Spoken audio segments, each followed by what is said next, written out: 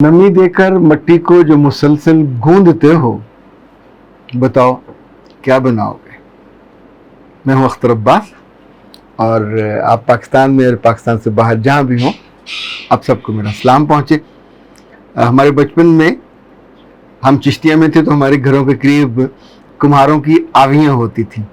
हमने ज़िंदगी में पहली दफ़ा देखा कैसे वो मट्टी को गूंदते हैं, कैसे वो चकला चलाते हैं और उस पर पाँव से और फिर अपने अंगूठों से, हाथों से उस मट्टी की इतनी खूबसूरत शक्लें बदलते थे। ग्लास बनते थे, वो जो आटा गूंदने वाली क्या उन्हें कहते हैं, कनालियाँ, वो बनती थी।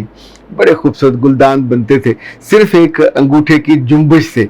यानी मट्टी में जान नहीं होती, जो बनाने वाला है उसके हाथ में और उसके अंगूठे में सारा हुनर होता है। नमी देकर जो मट्टी को मुसलसल गूंदते हो तुम, बताओ क्या बनाओगे। कोई कूजा, कोई मूरत या फिर महबूब की सूरत। सुखनवर हूं, कहो तो मशवरा दूं एक।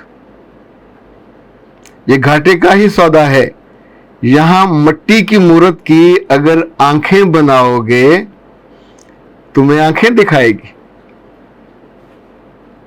तराशोगे जुबां उसकी तो तुर्श और तुर्शी झील पाओगे। अगर जो दिल बनाया हजारों ख्वाहिशें बनकर तुम्हें तुमसे ही मांगेगी।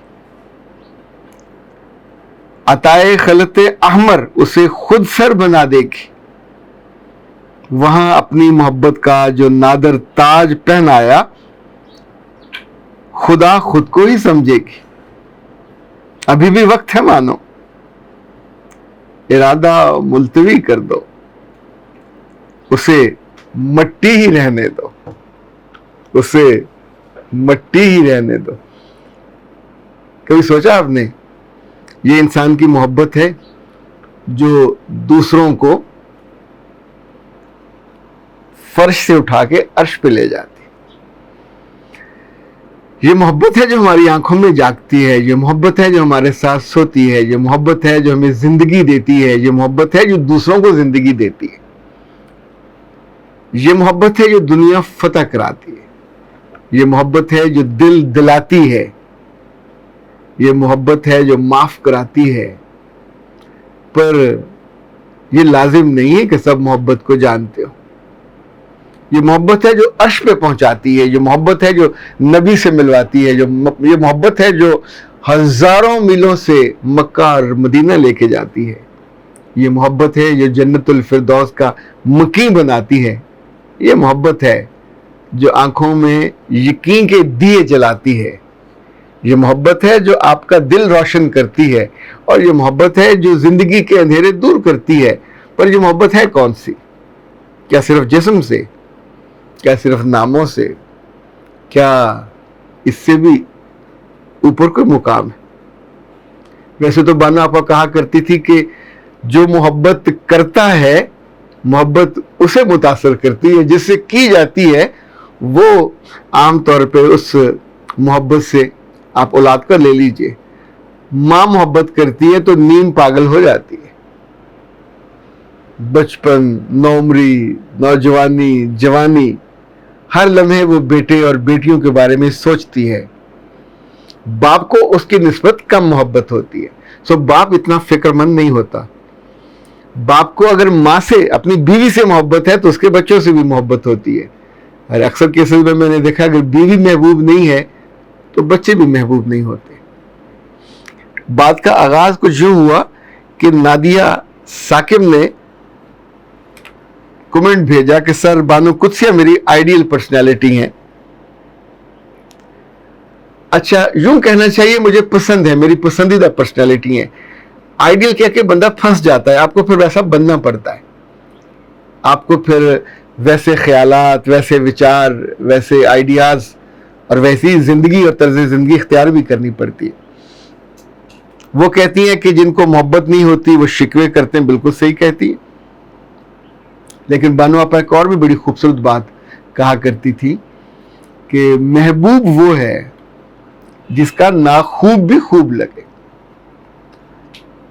اشفاق صاحب سے جب ہم آخری ملاقات پہ گئے تو اس سے کچھ عرصہ پہلے بانو آپا سے میں نے اب ایک کتاب پہ لکھوایا تھا، اور یہ جملہ انہوں نے اس وقت اس پہ لکھ کے دیا تھا. ویسے تو میری جو کتاب ہے تھینک یو اللہ میاں، اس کا ماشاءاللہ انہوں نے پریفیس بھی لکھا اور اس کے بیک ٹائٹل بھی وہ چھپا بھی. مجھے ہمیشہ ان کی شفقت میسر رہی، اور ان کی جو کتاب ہے خاطر حضرات، میں اس لحاظ سے بہت لکی ہوں کہ اپنے بالکل کریئر کے آغاز میں جب میں فیروز میں تھا تو مجھے بانو آپا کی ایک کتاب فٹ پاتھ پہ گھاس ان سے لینے کا اور کتاب کو شائع کرنے کا، بلکہ اس زمانے کی یہ سب سے خوبصورت کتابوں میں سے تھی. تب اتنے اچھے نہ ٹائٹل بنتے تھے، اور اس کے اندر پہلی دفعہ ہم نے کمپیوٹر سے ان کا جو سکیچ تھا وہ بنایا، اور میرے لیے انہوں نے لکھا اختر عباس کے لیے دعاؤں کے ساتھ.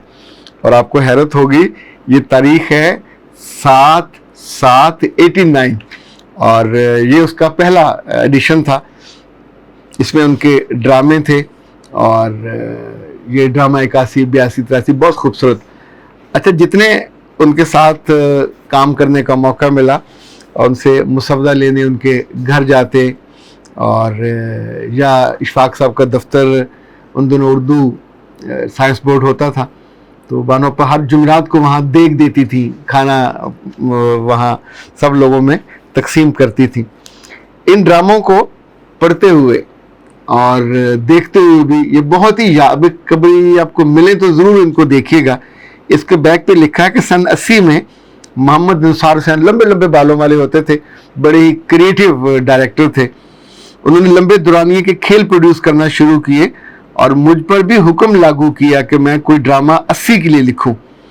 اس طرح آہستہ آہستہ 7 برسوں میں یہ کھیل لکھے گئے، اور ان میں 1-2 کے علاوہ تمام کھیل ہی نثار حسین نے اپنائے اور پیش کیے. کتاب میں شاید ان کی محنت نظر نہ آئے، لیکن سکرین پہ ان کی محنت اور ایکٹروں کی گہری لگن کی وجہ سے میری تحریر ہمیشہ مدھم نظر آئی. اچھا، یہ بات عام بندہ نہیں لکھ سکتا کہ اپنا سارا کریڈٹ اب دوسرے کو دے دے. میں خصوصی طور پر ایکٹروں کی ایکٹریسوں کی شکر گزار ہوں کہ جن کی وجہ سے یہ کھیل مقبول ہوئے، کیونکہ جب تک یہ فنکار اپنے کرداروں میں روح نہ پھونکے، کردار مٹی کے باوے ہی رہتے ہیں. باوے سمجھتے ہیں نا، جو مٹی کے وہ بنائے جاتے ہیں. نثار حسین کا بھی شکریہ ادا کرنا چاہتی ہوں. زندگی کے ہمکتے، چہکتے، بسورتے، گنگناتے، انہوں نے کبھی نہ کسی سطر کو بدلنے کو کہا، نہ کسی تبدیلی کے آرزومند ہوئے. انہوں نے ڈراموں کو ایسے ہی پیش کیا جیسے میں نے لکھے تھے. اور آپ کو مزے کی بات بتاؤں کہ یہ کچھ 100 اور یوں سمجھیں 650 صفحات کی کتاب ہے، اور یہ اردو میں بالکل اس وقت جو پہلی کمپیوٹر کی کتابیں آ رہی تھی. اس سے پہلے کمپیوٹر صرف جنگ میں تھا، تو فیروز میں کمپیوٹر اپنا نہیں تھا، تو ہم باہر سے ایک پروفیسر امین صاحب تھے یا ان کے یہاں سے کمپوز کراتے تھے. جہاں پنجاب یونیورسٹی کے ایک صدر ہوتے تھے سعید سلیمی صاحب، انہوں نے کمپوزنگ کا ایک یونٹ آغاز کیا تھا، یا پھر وہ بھی ڈیوس روڈ پہ ہوتے تھے. کبھی آپ کو دلچسپ باتیں اور یادیں کروں گا شعر جو سے جڑی ہوئی ہیں. فی الحال اختر عباس کو اجازت دیجیے. السلام علیکم.